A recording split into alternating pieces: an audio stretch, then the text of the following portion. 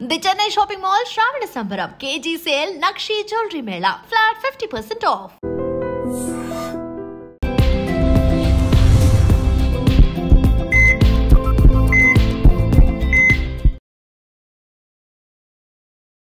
నమస్తే, welcome to healthy conversations with iDream Media. నేను మీ ఝాన్సీ. సో ఈరోజు మనతో ఉన్నారు జనరల్ ఫిజిషియన్ డాక్టర్ లక్ష్మి గారు.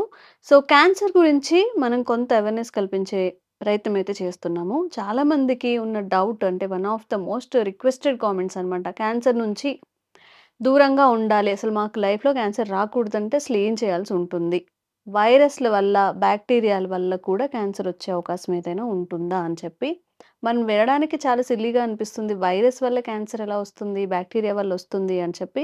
బట్ నిజానికి వాస్తవం ఏంటో మనకు తెలీదు. ఈరోజు మ్యామ్ ద్వారా మ్యామ్ని అడిగి తెలుసుకునే ప్రయత్నం చేద్దాము. నమస్తే మ్యామ్. నమస్తే. సో అసలు ఇది నిజమే అంటారా, వైరస్తో బ్యాక్టీరియాతో క్యాన్సర్ వచ్చే అవకాశం ఉంటుందా? అవునమ్మా, ఉంటుంది. ఉంటుందా? ఉంటుంది. ఉంటుందా? యాహ్!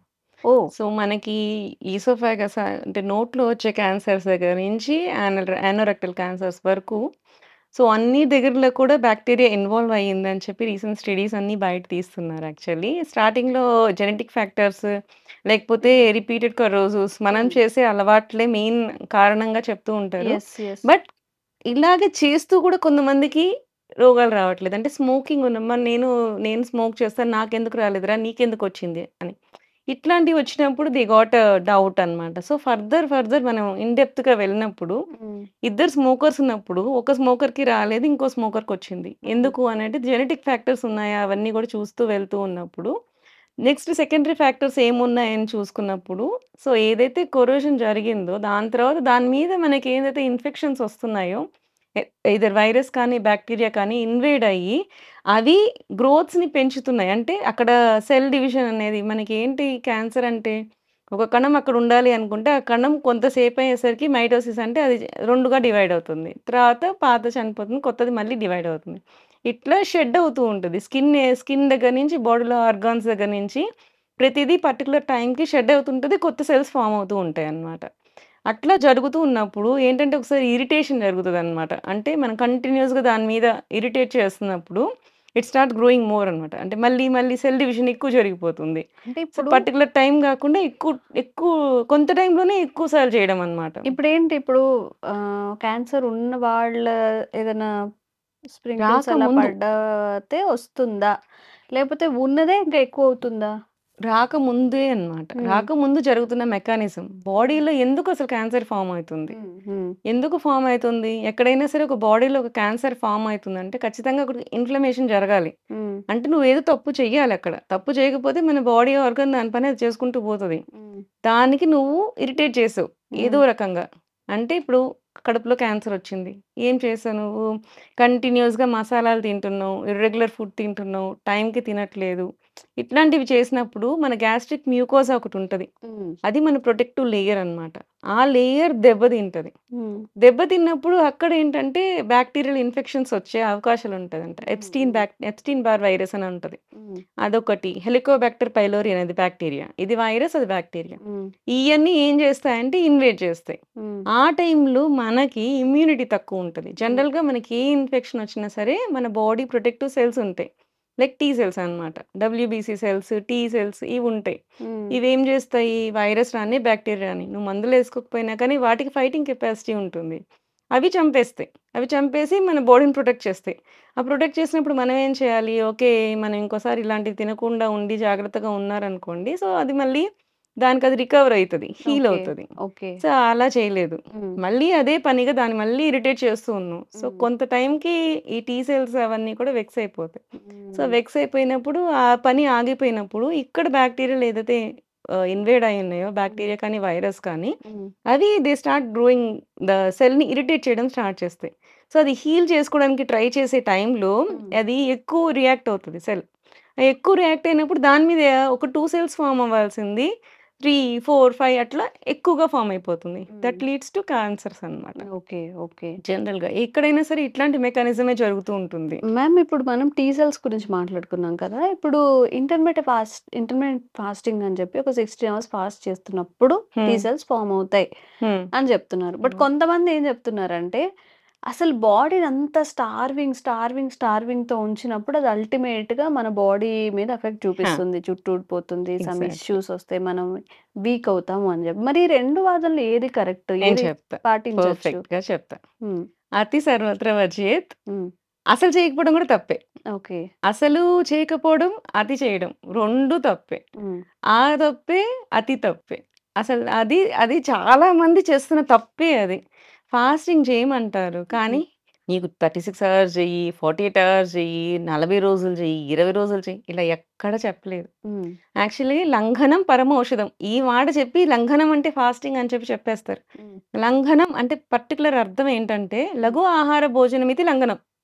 అంటే? లఘు ఆహార భోజనమితి లంఘనం. అంటే మనకి ఈజీగా డైజెస్ట్ అయ్యే ఫుడ్స్ తినేదాన్ని లంఘనం అంటారు. అంటే అస్సలు అచ్చా! తినకుండా కంప్లీట్‌గా ఫాస్ట్ చేయండి అంటే, అసలు ఏమి తినకుండా ఉండమని చెప్పి అసలు ఆయుర్వేదంలో చెప్పనే చెప్పరండి. హ్మ్. లంఘనం చేయమని చెప్పినప్పుడు లఘు ఆహార భోజనం తినమంటారు గానీ, అసలేం తినొద్దు, కడుపు మొత్తం ఖాళీగా ఉంచుకోండి అనైతే ఎక్కడ చెప్పరు. హ్మ్. సో, ఇది ఏంటి అంటే రకరకాలుగా బయట వేరుగా మాట్లాడుతున్నారు కానీ, దీనికి అసలు ఆయుర్వేదంలో చెప్పిన దానికి సంబంధం లేదు.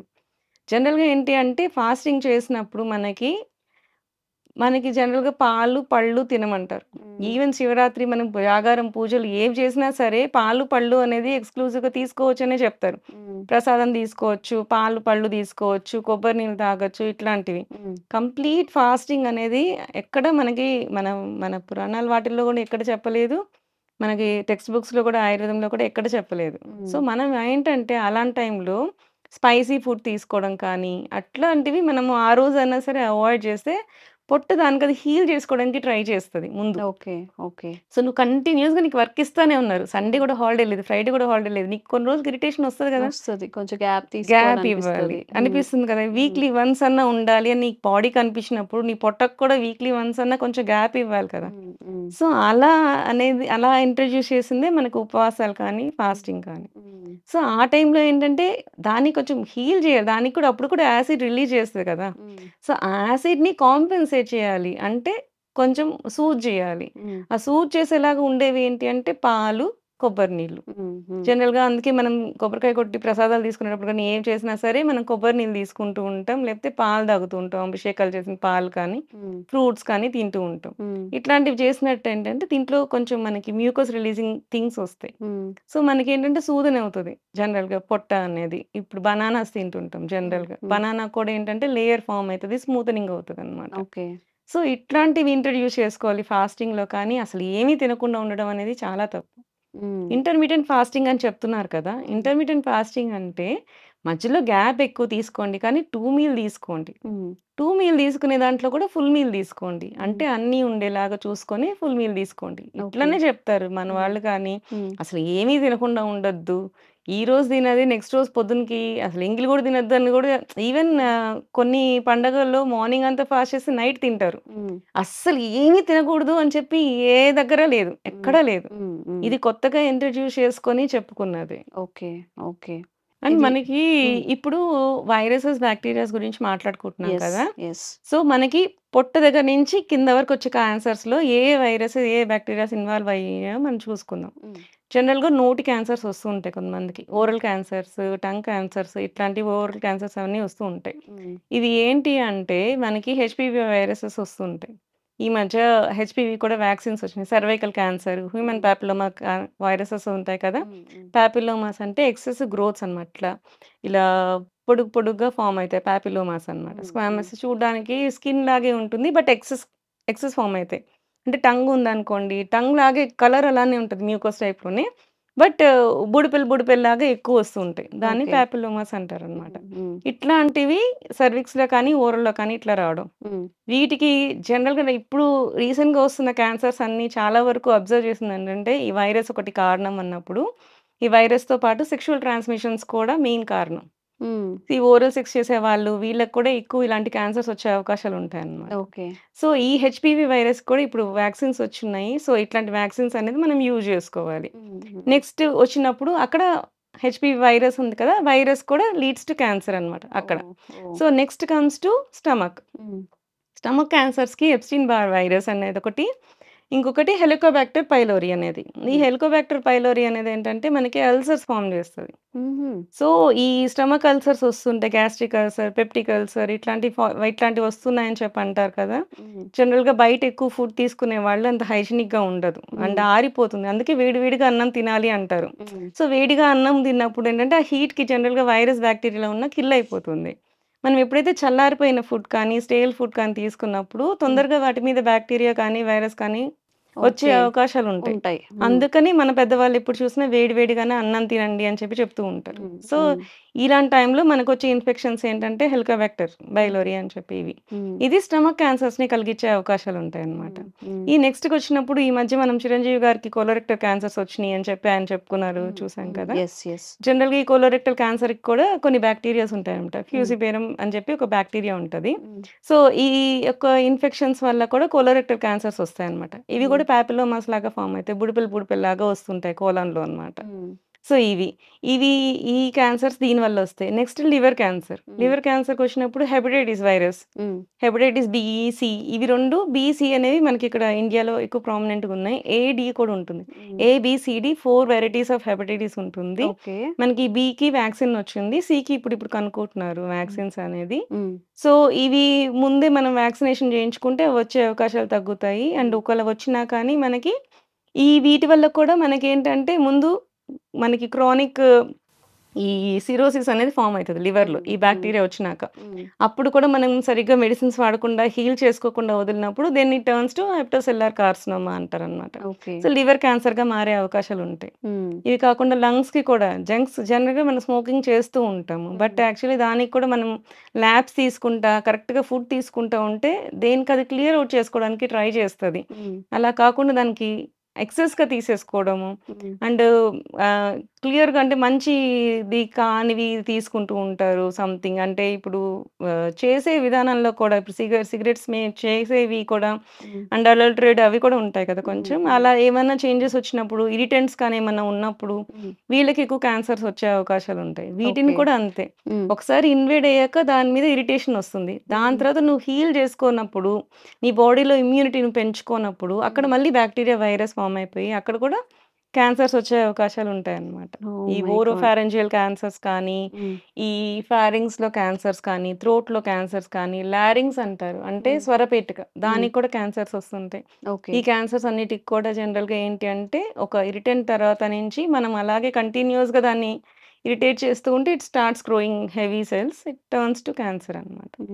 So, okay. ఏదైనా సరే అందుకని మనకేంటంటే బాడీలో ఇవన్నీ కూడా ఎందుకు జనరల్‌గా ఏంటంటే 60 దాటిన వాళ్ళకి ఎక్కువ క్యాన్సర్స్ వస్తాయి కదా! ఇలా ఎందుకు జరుగుతుంది అంటే మెయిన్‌గా ఏంటంటే ఇమ్యూనిటీ.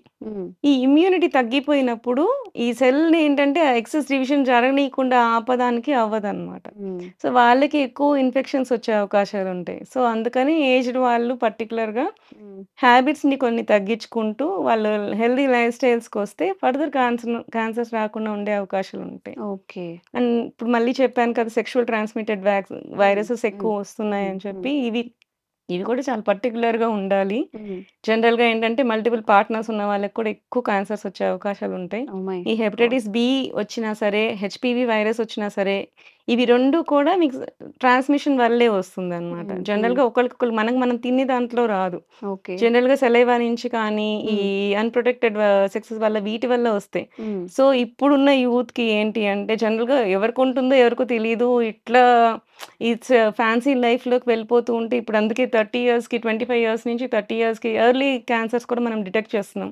40 ఏళ్ల వాళ్ళకి కూడా క్యాన్సర్స్ వచ్చేస్తూ ఉన్నాయి. సో, ఇవి కూడా చూసుకోండి. ఓకే. అండ్ సలైవా నుంచి కూడా క్యాన్సర్స్ మనకి అంటే మీన్స్ వైరసెస్ వచ్చే అవకాశాలుంటాయి. SARS CoV two so, COVID virus. ఇవి కూడా ఏంటి సలైవా వల్ల కూడా వస్తుంది. ఇప్పుడు ఓకే. కొత్త ఫ్యాషన్ ఏంటంటే మండి. ఓ పెద్ద మండి యేసుకొని అందరూ కూర్చొని తినేస్తూ ఉంటారు. నీ చేతికేముంది నీ వైరస్ ఉందా? నువ్వు తినే దాంట్లో మళ్ళీ అందులో చేయి పెడతావు.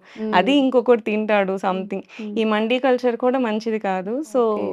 ఇట్లాంటివి కూడా అంటే మనకి ఆ రోజుకి వెంటనే ఎప్పుడు క్యాన్సర్స్ వెంటనే వచ్చేవి. ఎఫెక్ట్ చెయ్యవు. So, long term you are going to irritate that ఆహాహా! అన్నప్పుడు అది ఓకే. ఒక స్టేజ్ వరకు హ్మ్. ఆపుకొని ఉంటాయి సెల్స్ అవన్నీ. మ్యామ్ ఆ నేనొక స్టేజ్ దాటినప్పుడు will can get into cancer okay. Cells అన్నమాట. Okay. Sorry for the interruption. నేను ఒక రీల్ చూసాను. ఏంటంటే, మనం ఐబ్రోస్ థ్రెడ్నింగ్ ఆ! చేయించుకుంటాం కదా! దాని వల్ల కూడా క్యాన్సర్ వచ్చే అవకాశం ఆ! క్యాన్సర్ ఆర్ హెపటైటిస్ బి వచ్చే హెపటైటిస్ వస్తుంది. అవకాశం ఉంటుంది అని చెప్పి. అవును. నిజమేనా అది?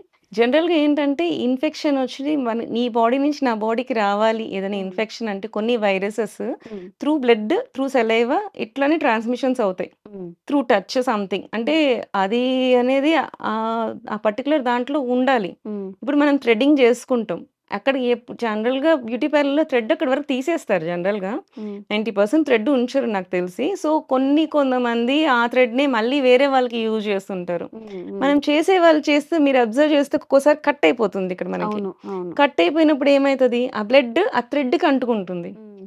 సో, వాళ్ళు అది డిస్పోజ్ చేయకుండా సేమ్ అదే థ్రెడ్‌ని మళ్ళీ ఇంకొక పర్సన్ వచ్చినప్పుడు మళ్ళీ దాన్ని థ్రెడ్డింగ్ చేస్తారు. హ్మ్. వెంటనే వస్తున్నప్పుడు థ్రెడ్డింగ్ చేస్తారు. అప్పుడు ఏమైతది? మళ్ళీ నీకు కట్ అవుతది. సో, వేరే వాళ్ళకి కానీ హెపటైటిస్ ఉన్న హ్మ్. పర్సన్‌కి హ్మ్. మనకెట్లా తెలుస్తది? మనిషి వచ్చినప్పుడు జనరల్‌గా చేసేస్తాం. చేసేసినప్పుడు అక్కడ ఆ బ్లడ్ కానీ దానికి అంటుకొనుండి సేమ్ అదే థ్రెడ్‌ని హ్మ్. మనకి మళ్ళీ థ్రెడ్డింగ్ చేసినప్పుడు మనకి కూడా మళ్ళీ కట్టొస్తే ఈ బ్లడ్‌లో ఉన్న వైరస్ అందులోకి ట్రాన్స్‌మిట్ అయ్యే అవకాశాలుంటాయి. హ్మ్. హ్మ్. సో, అలా వచ్చినప్పుడు మనకి క్యాన్సర్స్ వచ్చే అంటే మీన్స్ హెపటైటిస్ వచ్చే అవకాశం ఉంటుందన్నమాట. Okay. So, okay. This is a particular case. So, హ్మ్. మీరెప్పుడైనా సరే థ్రెడ్డింగ్ అలా చేసుకున్నప్పుడు హ్మ్. పర్టిక్యులర్‌గా కొంతవరకు ముందు థ్రెడ్ తీసేసేయండి. కొంత కట్ చేయండి. ఫ్రెష్ థ్రెడ్ నుంచి స్టార్ట్ చేయండి. హ్మ్. అని చెప్పి మీరే ఒక half meter thread or 1 meter thread మీరే దగ్గరుండి తీయించేసుకొని నెక్స్ట్ నుంచి స్టార్ట్ చేసుకోండి. ఇట్లాంటి అవకాశాలు రాకుండా ఉంటాయి. Okay. Okay. So, complete information మేము కూడా అందించామనుకుంటున్నాము. ఇంకా మీకేదైనా డౌట్స్ ఉంటే కామెంట్ చేయండి. తప్పకుండా క్లారిఫికేషన్ ఇచ్చే ప్రయత్నం చేస్తాము. అండ్ ఈ వీడియో ఎవరికైతే యూజ్‌ఫుల్ అవుతుంది అనుకుంటున్నారో వాళ్ళకి తప్పకుండా ఫార్వర్డ్ చేయండి. Thank you so much ma'am. Thank you.